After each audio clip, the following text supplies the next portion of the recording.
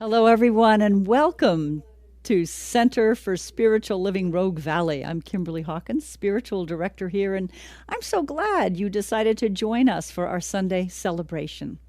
We are an inclusive and progressive spiritual community dedicated to teaching spiritual tools to transform personal lives and help make a world that works for everybody.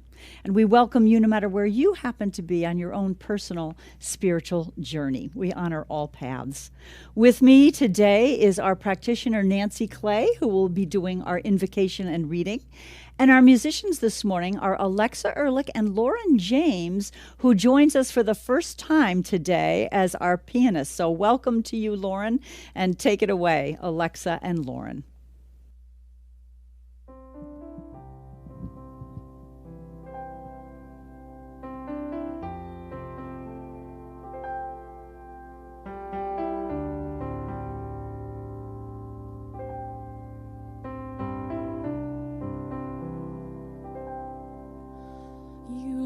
The face of God,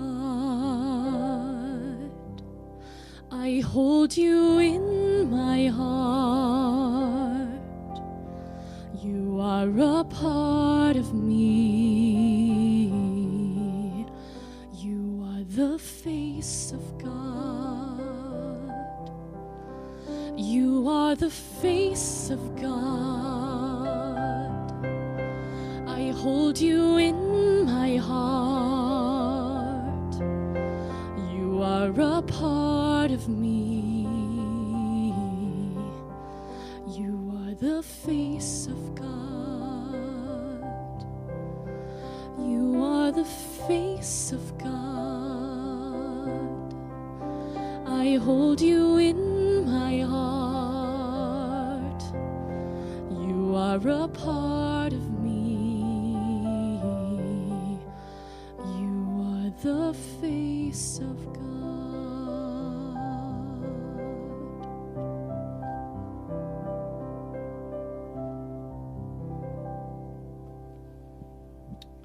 All right, don't go anywhere. Here's our next song, Join Together.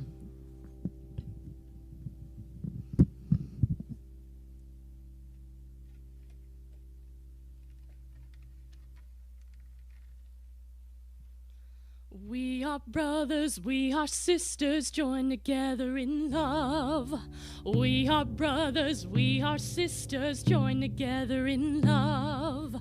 We are brothers, we are sisters, joined together in love. We are brothers, we are sisters, joined together in love. Love, love, love, love, joined together, together in love. Love, love, love, love, joined together, together in love. We are brothers, we are sisters, joined together in joy. We are brothers, we are sisters, joined together in joy. We are brothers, we are sisters, joined together in joy. We are brothers, we are sisters, joined together in joy. Joy, joy, joy, joy, joined together, together in joy. Joy, joy, joy, joy, joined together, together in joy. We are brothers, we are sisters, joined together in peace. We are brothers, we are sisters, joined together in peace. We are brothers, we are sisters, joined together in peace. We are brothers, we are sisters, joined together in peace. Peace, peace, peace, peace, joined together, together in peace. Peace, peace, peace, peace, joined together, together in peace. Everybody sing, join together, oh join together, singing join together, oh join together, together in love, join together, together in love, join together, together in love, join together, together in love.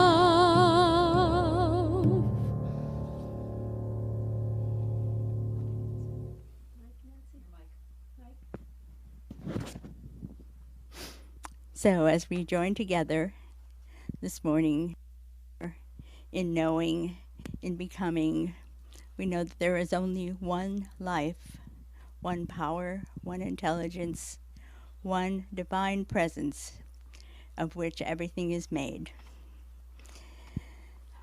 This brings us together in oneness, knowing that there is nothing else than what we are, and we live this life together to create. And I have a reading, sorry. Living from my divine nature, I begin again. Whether a new year or a new day, I am free to make a fresh start. Every moment offers a new beginning and a chance to discover who I really am. As I stand at the threshold of a new year, I remember God is within and make a commitment to live from my spiritual nature. Seeking to live more fully as a divine being, I grow more mindful of my thoughts and actions. When I notice they are not in alignment with love, I try not to dwell on them or judge myself. Instead, I return to spirit. Like pushing a reset button, I center my mind and my heart in the truth of my oneness with God and begin again. I connect with the loving presence within me. and I express more and more of my divine self. And this is what our life is, and this is what we do. We become more every moment. And so to anchor this prayer, we can say together, and so it is. So it is. And this morning I have a reading from Mark Nebo from his Book of Awakening, which has daily readings, and I'm going to read. I'm going to read to us from January 1st in Mark Nebo's book of precious human birth. Of all the things that exist, we breathe and wake and turn it into song. There is a Buddhist precept that asks us to be mindful of how rare it is to find ourselves in human form on earth. It is really a beautiful view of life that offers us the chance to feel enormous appreciation for the fact that we are here as individual spirits filled with consciousness, drinking water and chopping wood. It asks us to look about at the ant and the antelope, at the worm and the butterfly, at the dog and the castrated bull, at the hawk and the wild lonely tiger, at the 100-year-old oak and the 1,000-year-old patch of ocean. It asks us to understand that no other life form has the consciousness of being that we are privileged to. It asks us to recognize that of all the endless species of plants and animals and minerals that make up the earth, a very small portion of life has the wakefulness of spirit that we call being human. That I can rise from some depth of awareness to express this to you, and that you can receive me in this instant as a part of our precious human birth. You could have been an ant, I could have been an anteater. You could have been rain, and I could have been a lick of salt. You could have been,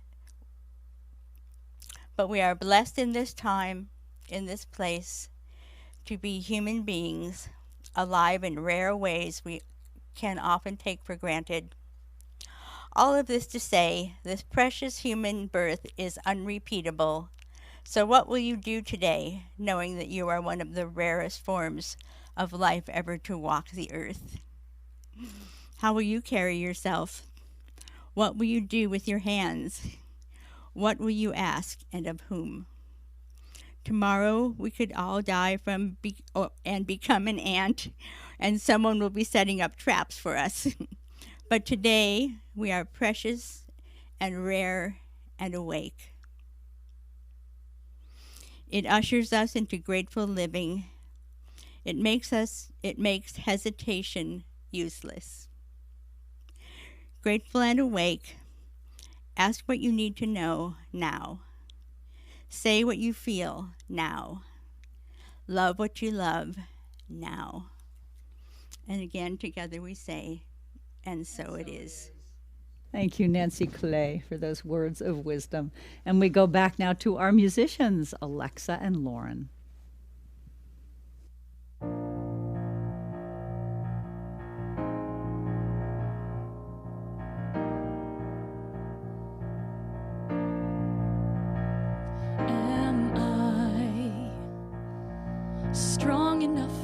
Bear the burdens that sometimes come, live in this thing called life. Am I wise enough to make the right decisions when I'm standing at the fork in the road? Sometimes I wonder and ponder, only to realize I'm not alone, and there's nothing I have to do on my own, because I am the place where God lives, moves and breathes and has its being. I am the place where God shows up. I am the place where God lives, moves and breathes and has its being. I am the place where God shows up.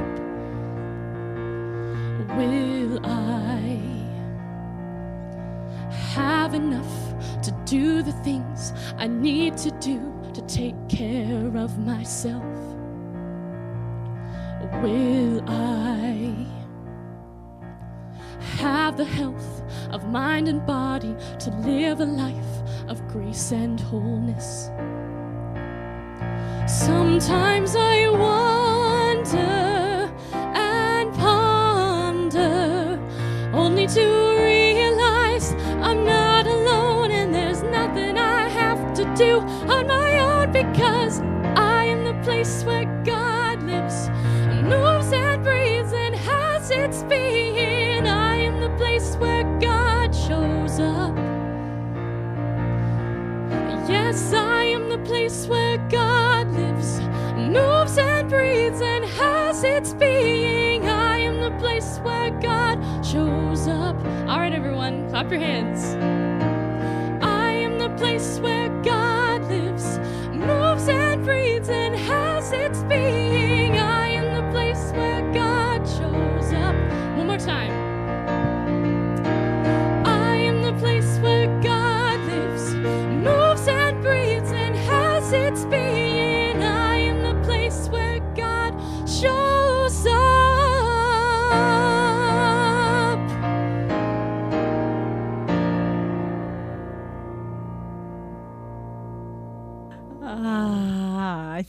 I think we have a winning pair. Would you not agree, with Alexa Ehrlich and Lauren James joining our music team? Thank you. We are indeed each the place where God shows up. Our theme for January is out with the old, in with the true. And for my talk this morning, I've chosen the message, wiping the slate clean. That's the out with the old part. A memory came to mind as I was contemplating this message this week, and so I want to tell you a little story. When I was very young, elementary school age, I went to a small grade school in Clark Summit, Pennsylvania. And I'm going to date myself here, because in first, second, third grade, we had chalkboards that were made out of slate. Remember those? I bet some of you do. We have whiteboards now that are much neater. And, eventually the chalkboard would become really messy and murky, and the teacher would not only have to erase it, but she would choose a couple boys to take the erasers out and clap all the chalk dust out of them. And so I think when the weather was nice, they went outside. In northeastern Pennsylvania in the wintertime, that was probably not what they did. I think in the basement there was some kind of a machine in the custodian's office where they could rub the erasers and clean them. And I always longed to be chosen to go do that. I mean, it was a lot more fun than just sitting in your seat all day, right? But no, the teacher always chose boys, probably because back in those days, we girls all had skirts. We dressed up for school, and probably the teacher didn't want us to get messy. Little did she know I was a terrible tomboy. I guess I shouldn't use the term terrible. I was just a committed tomboy, and I didn't care. Anyway, that image of, the chalk dust being cleaned out, and then, of course, the teacher would have to take a wet sponge and wipe the slate clean, really clean it off so that new stuff could be written there. In the old days, the slate chalkboards were also used in taverns, I understand. So if somebody was at the bar drinking, the innkeeper or the bartender would keep on the slate a ledger of their debts. And when they left, they would pay their bill, and the slate would be wiped clean. So starting back in the 1800s, this idiom that we now use, a clean slate or wiping the slate clean, was born.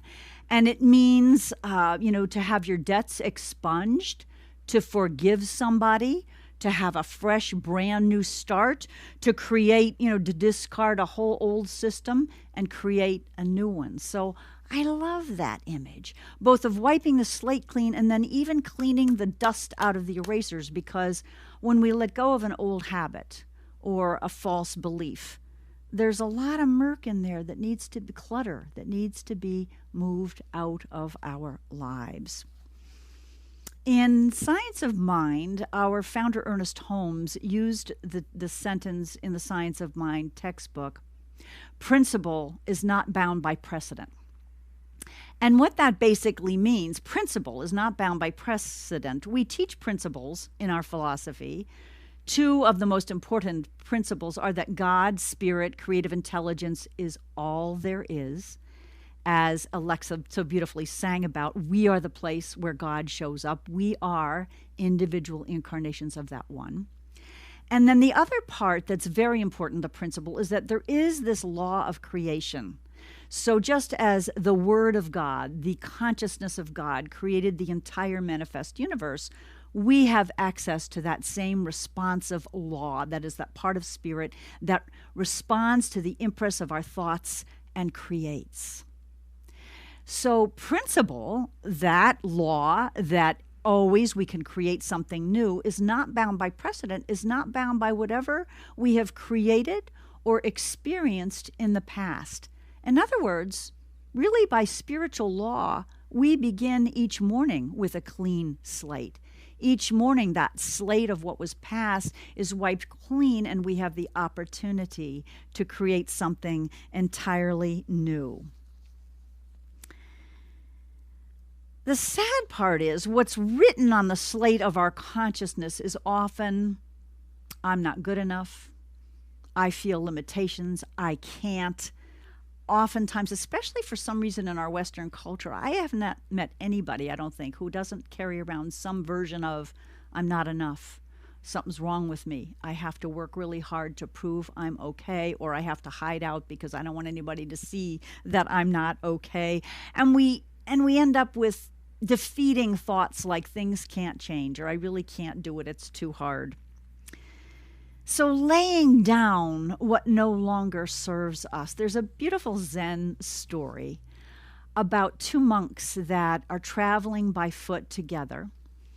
And in their travels, they come across a beautiful young woman dressed in flowing long robes, and she's knelt beside a muddy riverbed crying, bereft. And the monks ask, what's wrong? And she said, well, I need to get across. It's really important, and I can't. I don't know how to cross the river. So the elder monk just very gently picks her up, puts her over his shoulder, walks across the stream, and gently sets her down. Both monks now cross the river, and they continue walking together in silence for several hours. And what's really happening is the younger monk is stewing. He's angry. He's upset. And finally, he looks at the older monk and he says, how could you do that? We take vows as monks not to touch a woman. You not only touched her, you picked her up and carried her. And the elder monk kindly smiles at the younger one and says, oh, why are you still carrying her? I set her down hours ago. And I love that story for several reasons. First of all, he broke the rules because he was being compassionate. He was being helpful. He was being kind. The master teacher, Jesus, did the same thing, the Bible tells us. Jesus healed on the Sabbath. That was a no-no, And the Pharisees and other folks really judged him for that. He did things he wasn't supposed to do. He created a ruckus in the temple, turning over the money changers' tables. So it's okay. It's okay for us to break the rules. But to carry around guilt about that, or anger, even worse maybe, anger or resentment against someone else, does nobody any good at all. And boy, we do carry around baggage, unfortunately, don't we? It's kind of human nature. So again, our January theme is out with the old, in with the true. Gosh, I think that's a theme that seems to be up in our culture. We're about to have a new administration. It hasn't been an easy process. I am really distressed, as I know many of us are, by the violence that happened on January 6th when protesters violently took over the Capitol. And I'm aware that out with the old, they're not willing, this particular group of supporters of our current president, to accept the fact that he lost the election. The truth is, as far as we know, there was no fraud. There was no, foul play in the election. But they're not willing to let go of the old and usher in the true. I think our challenge, if we are willing to accept those two things and embrace those two things, our challenge is to allow anybody, if whether it's the protesters or anybody, to suffer the consequences of their actions. When we get upset, when we carry around anger, resentment, self-righteous indignation, just like that young monk did, we are not creating happiness, we are not creating peace. So I think as much as the protesters are called to accept the truth and to let go of the old, so are we called to live in peace with our own feelings, to allow the justice system to do its work, and to remain centered and grounded in spiritual principles, which is we are all the place where God shows up, even those who are committing crimes. Not that that's, not that we condone the actions, but to know that we are one, and carrying around. There's been so much divisiveness these past few years, political debate, and we need to stop. We so need to stop. And the one thing good I saw come out of all this foment this week was that both sides started to come together. Both sides started to say, no, we need to preserve this democracy. We need a peaceful transition of power. We all need to come together and figure this out. That, I think, was a blessing out of the chaos. So wiping the slate clean, wiping the state clean too, maybe, wiping the slate clean, I see it in our personal lives as needing to play out in three different ways. Our personal beliefs and habits and actions, wiping that slate clean.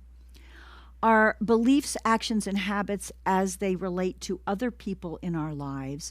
And finally, wiping the slate clean, in other words, holding that infinite potential for change to happen in this country. We're so aware right now that we need to make changes in our justice system, in our policing.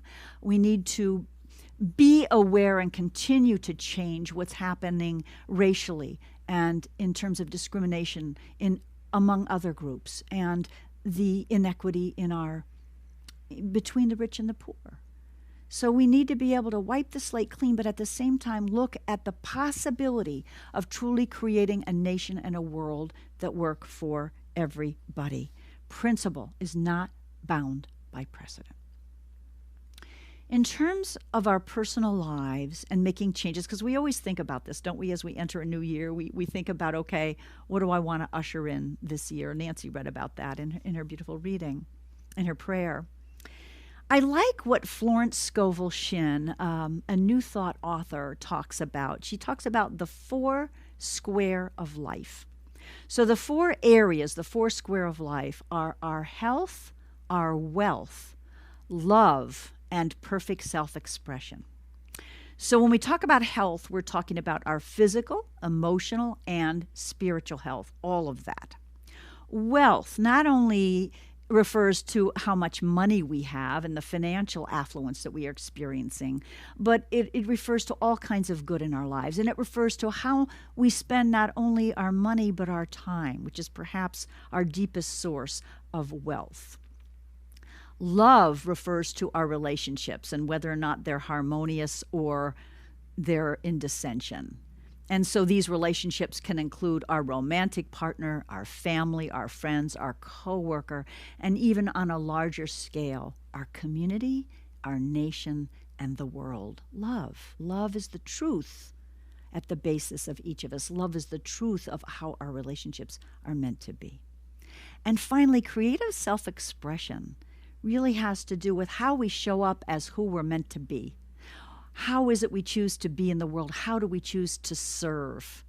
And so let's look at some of these 4 areas this year as we begin this new year. And perhaps you've already started that process.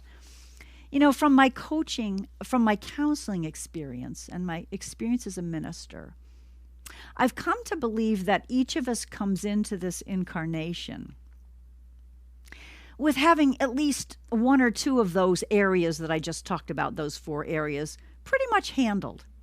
But each of us comes in with maybe lessons we need to learn, challenges we're going to face in 1 or 2 of those areas. For example, perhaps you know somebody who is happily in a relationship, married or in partnership, and has a lot of loving relationships in their life, and that area just seems to be handled well. but they've just never been able to have a steady flow of financial security in their lives. Maybe that's you, or maybe you know somebody. Or maybe somebody has a beautiful career and has always been fulfilled in serving and using their talents, but their health has consistently been a problem, one challenge after the other. We all know people where this has happened. So we have tools we teach in Science of Mind to deal with these challenges. Prayer is certainly one of the most important tools, and we've talked so much about meditation too, just getting quiet, feeling guidance. But our affirmative prayer is such a powerful tool. And it helps us shift limiting beliefs. It helps us shift our view of what is possible. It helps us, like that monk needed to do, let go of any past experiences, let go of the precedents, let go of our normal, what has looked like normal, and embrace something new.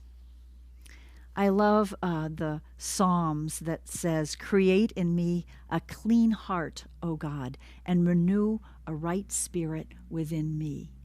I think when we invite divine guidance in our life, when we invite divine action in our life, anything is possible, even in those areas in our lives when we're used to having challenge after challenge after challenge. And I think the same is true for our country. Yes, we have a history of racism in this country. Yes, we have a history of inequity.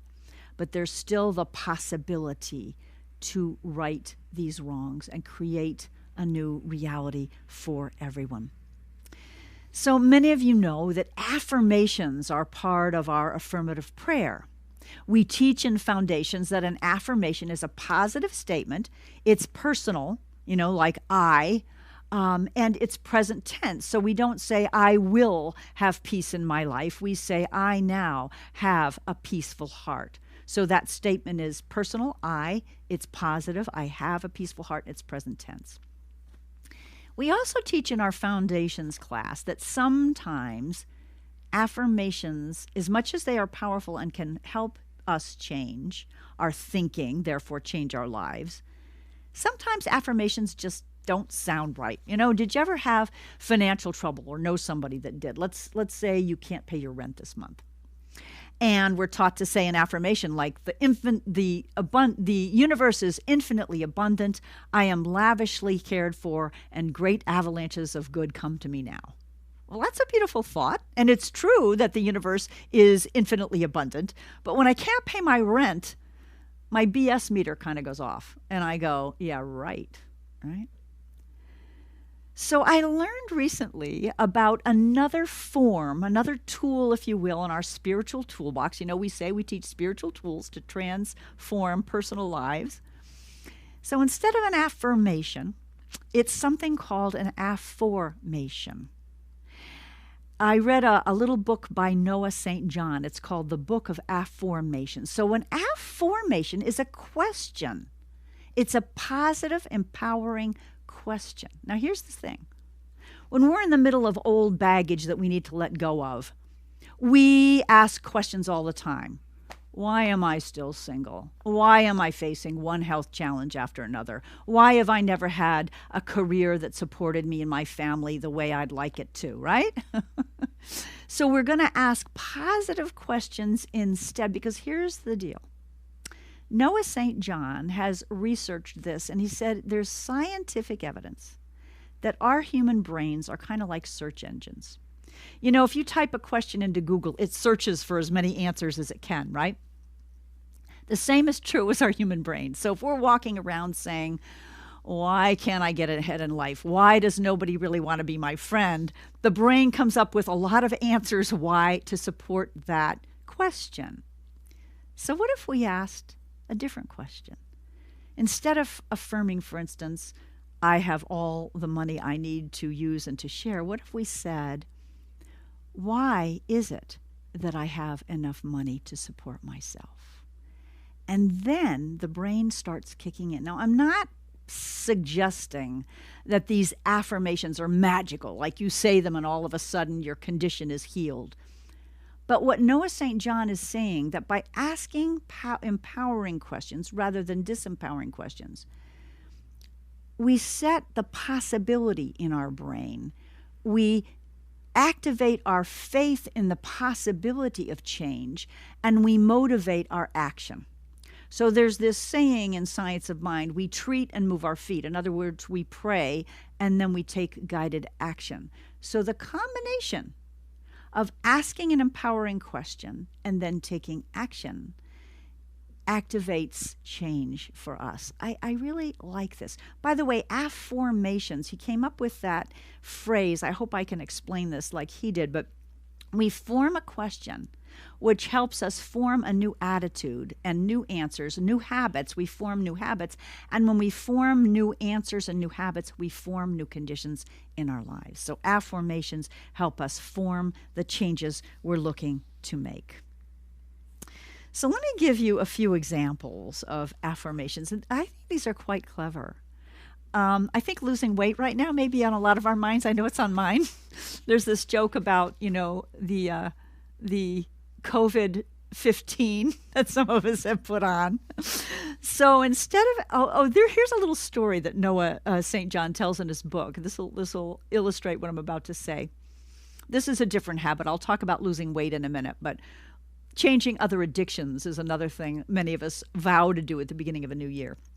A man named Tim had taken Noah's class and learned about affirmations. And he went to the home of an elderly lady to fix her security system.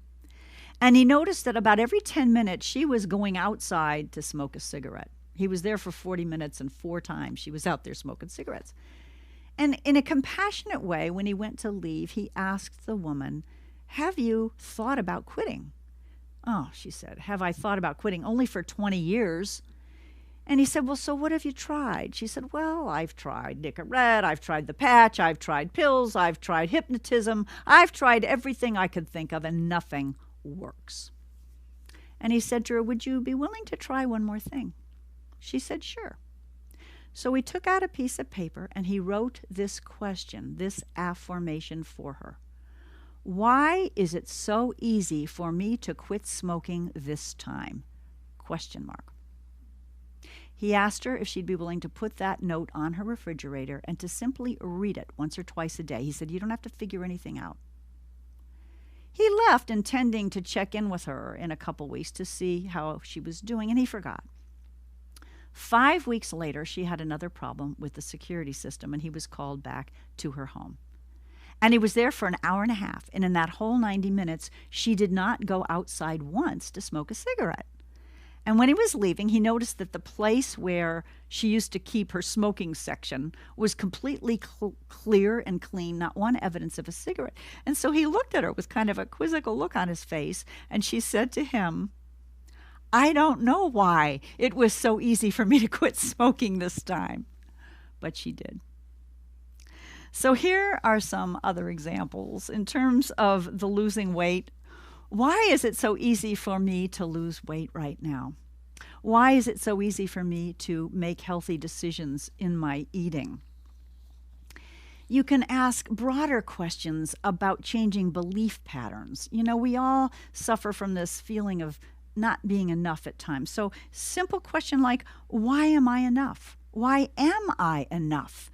And the brain starts to kick in to explain why that's true.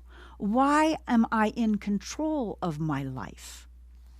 I don't know about you, but there's a certain anxiety level going on for me, and I think for many of us right now, with this uncertainty of what's going to happen on Inauguration Day and this feeling that, my gosh, our capital can actually be violated. And so there's this a little fear, a little anxiety up.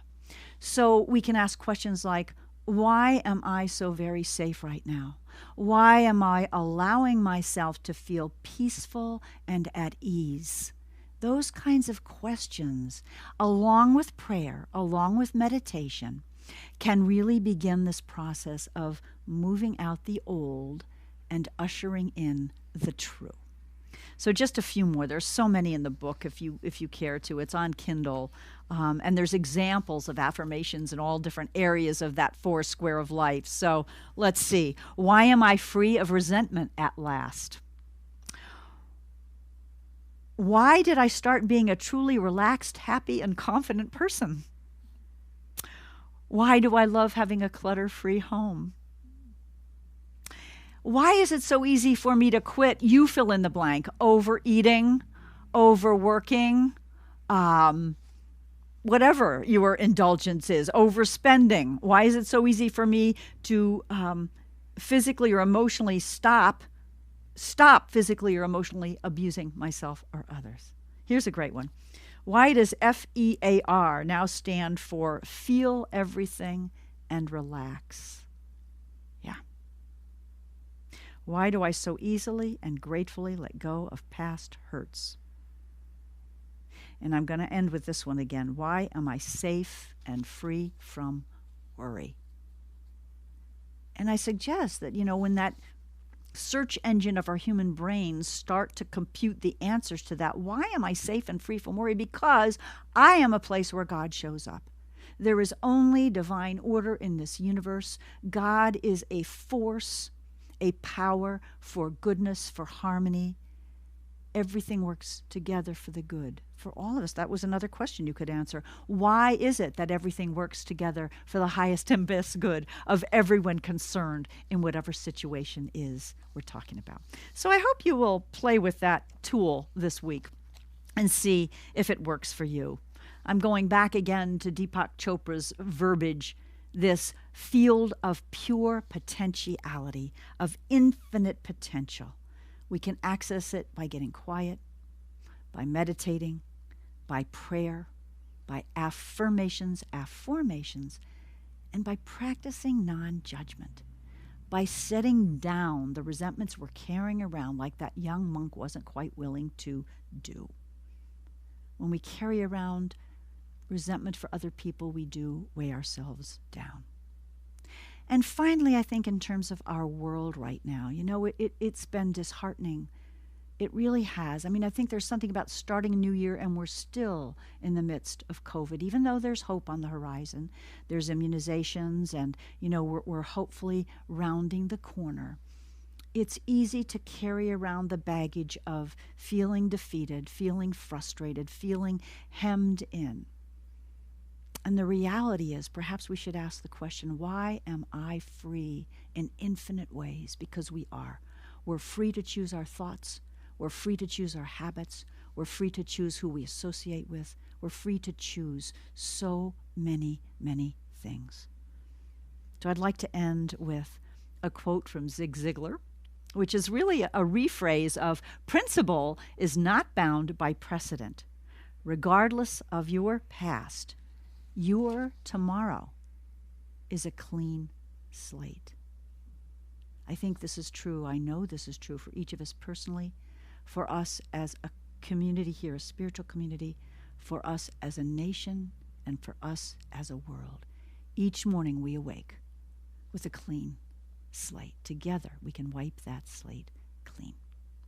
Let's go into affirmative prayer for you. So taking a breath, I invite us all to do just that, taking a breath.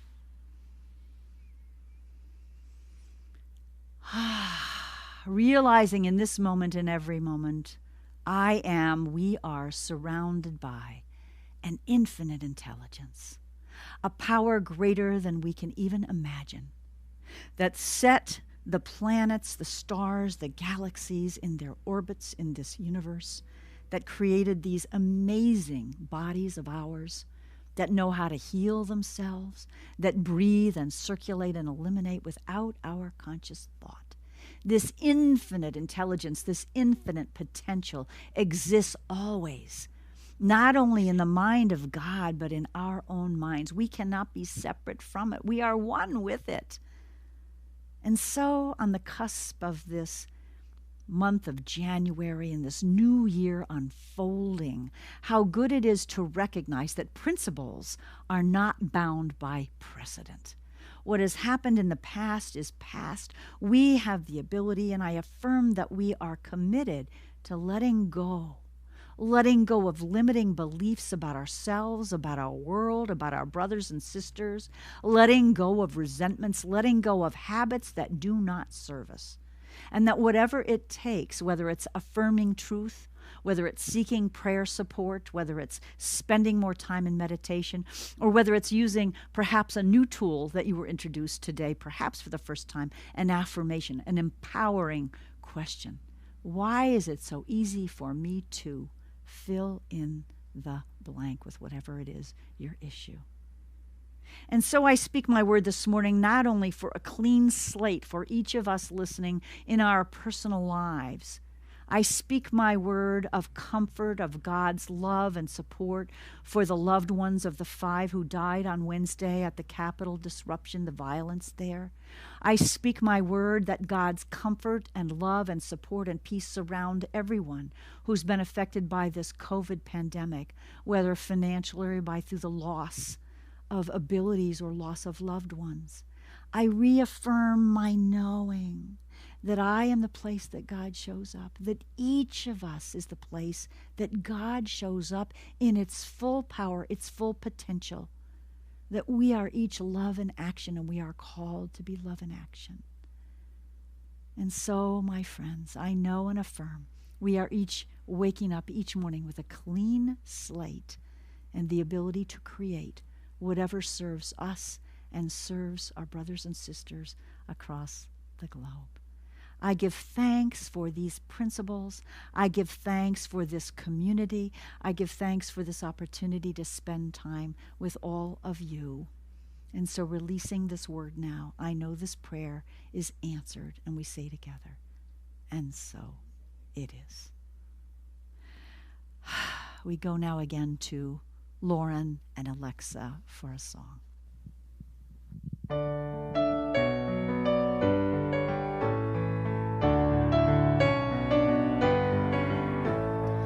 What would I do if I knew that I could not fail?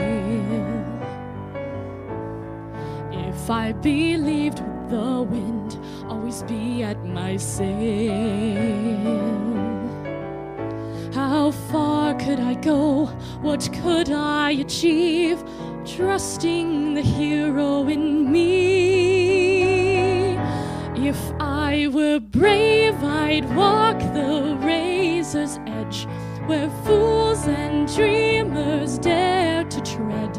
I'd never lose faith, even when losing my way. What step would I take today if I were brave?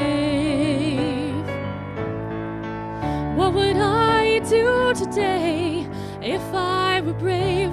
What would I do today if I were brave?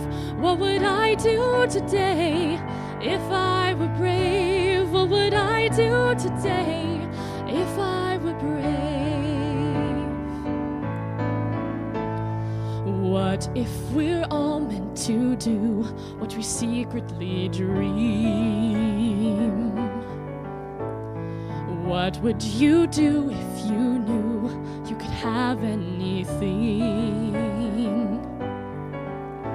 Like the mighty oak sleeps in the heart of a seed, are the miracles in you and me. If I were brave, I'd walk the razor's edge, where fools and dreamers dare to tread. I'd never lose faith, even when losing my way. What step would I take today if I were brave? What would I do today if I were brave? What would I do today if I were brave? What would I do today if I were brave? What would I do today if I were brave? If I refuse to listen to the voice of fear, would the voice of courage whisper in my ear?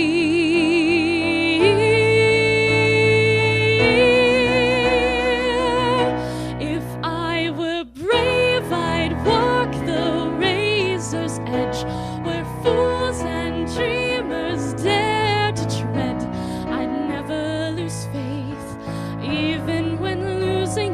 my way. What step will I take today? I am brave. What will I do today? I am brave. What will I do today? I am brave. What will I do today? I am brave. What will I do today? I am brave.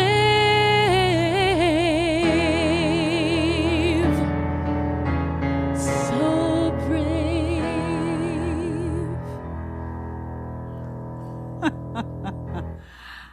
Oh, yes, Alexa and Lauren. Actually, what would I do today? I'm brave is an affirmation, is it not?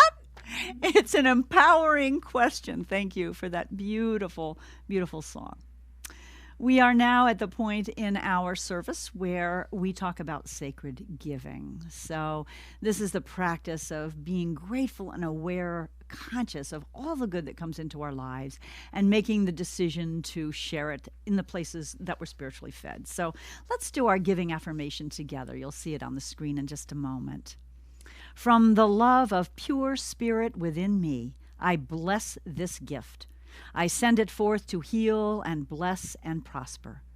It is evidence of my faith and my belief. It does great work in the world, and it returns to me multiplied abundantly. There are several ways to contribute to Center for Spiritual Living Rogue Valley. You can send a check to CSLRV,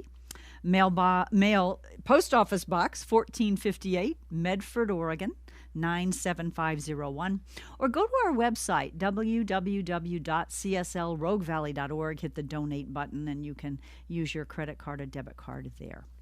We have a few announcements of upcoming events. The first most important one is today is the last day to catch the early bird worm, the early bird price on a beautiful class that our dear Reverend Michelle Ariano is offering called Meditation is More Than You Think. It's an 8-week class that explores different meditations from all kinds of traditions, giving you a smorgasbord to choose from and to discover which ones support you. And boy, who couldn't use a renewed energizing of our meditation practice right now. So to sign up, go to our website, scroll down, hit donate, scroll down to classes, and you can make a $50 deposit. Or if that's not possible, but you really want to be in the class, email one of us. You can reach us at cslroguevalley@gmail.org. We continue to have our connection calls every Monday and Wednesday morning. Nancy Clay, our practitioner this morning, leads one on Wednesday. I lead one on Monday. And then there's the Thursday evening call with our practitioner, Laura Stewart, at 7. Our annual meeting is coming up, so mark your calendars, please. We'll be Zooming together on January 31st. That's a Sunday in the afternoon, electing a new board and doing kind of a look back and a look ahead of what's in store for us in our community. To sign up for our weekly e-newsletter, you can do that on Facebook or, again, email cslroguevalley@gmail.org. Wow, that's it. So we go one last time to our musicians for a closing song. All right, and before I sing, I'd just like to say, really take into heart these words. I am remembering who I am. Despite all the chaos and the violence that's going on right now, we really need to just realize and know that we're all one.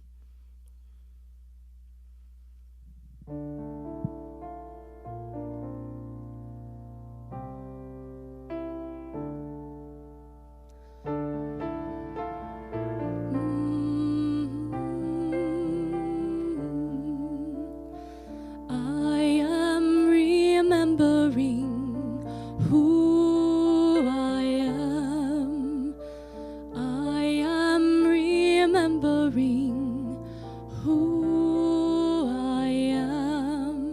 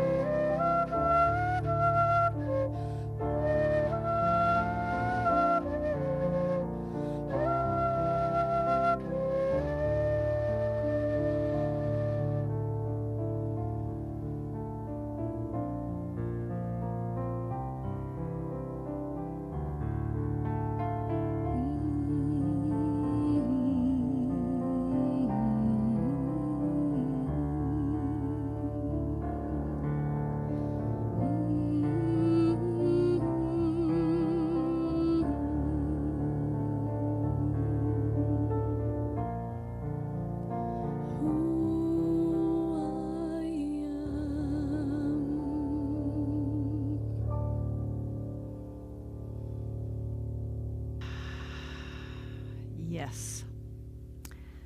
So let's remember, my friends, to wipe the slate clean.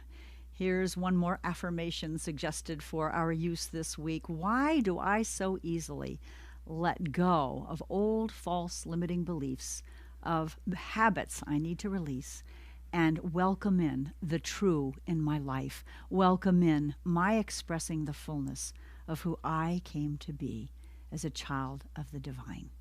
Many blessings. Until next week. Namaste.